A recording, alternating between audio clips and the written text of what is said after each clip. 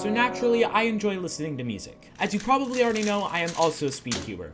One of the things I love to do most is to sit down, put on my headphones, play my favorite symphony, and just enjoy myself doing a casual cubing session. But is this a bad habit?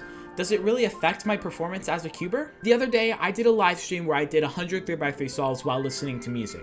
My performance must not have been affected too much, seeing as I averaged 11.82, which is a little bit lower than my overall average. So you may think, well, there's your answer, it doesn't affect anything. But that's not enough evidence to prove anything. You see, I was listening to classical music, more specifically Rachmaninoff's Symphony No. 2, and this music has no words. So hypothetically, it would be a little less distracting than, say, modern music that does have words. Today, I will try and prove once and for all whether or not music actually affects your solves. I will be conducting an experiment.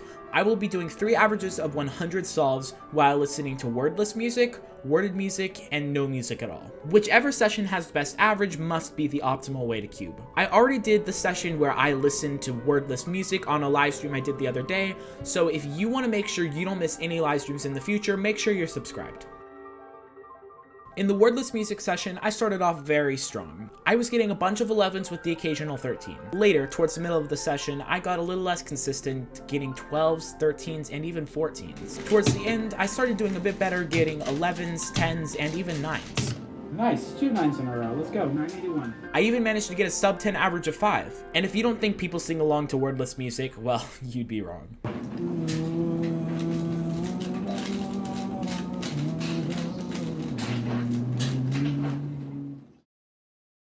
This session didn't start off very well. It was 12s, 13s, and 14s with the 11 every 2 solves at best.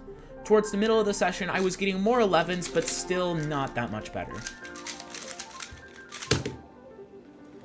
By the end, I was doing better, getting 10s and even 9s, but that still didn't stop the 13s and 14s.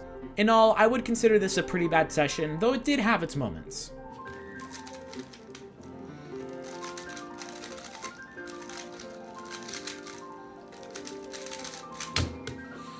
Holy crap, what was that? I can't say this one started off too well, but it wasn't awful. I got a pretty even distribution of 11s, 12s, and 13s. Throughout the rest of the session, I was getting progressively better to the point where I was getting 10s and 11s consistently. Otherwise, the session was pretty uneventful. Nothing particularly good happened, or bad for that matter.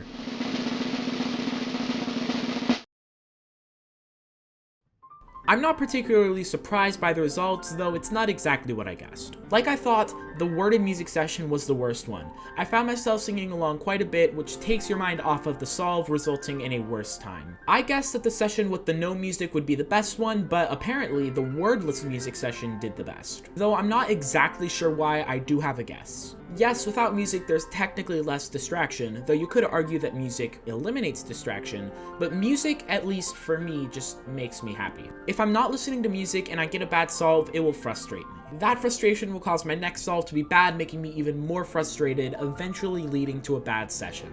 Music, on the other hand, could distract you from frustration, making your bad solves only a one-time thing rather than carrying over to the next solve. I can't prove this, of course, so you think on it. In the meantime, thanks for watching this video, and if you enjoyed it, please be sure to like it and subscribe for more like this. See ya.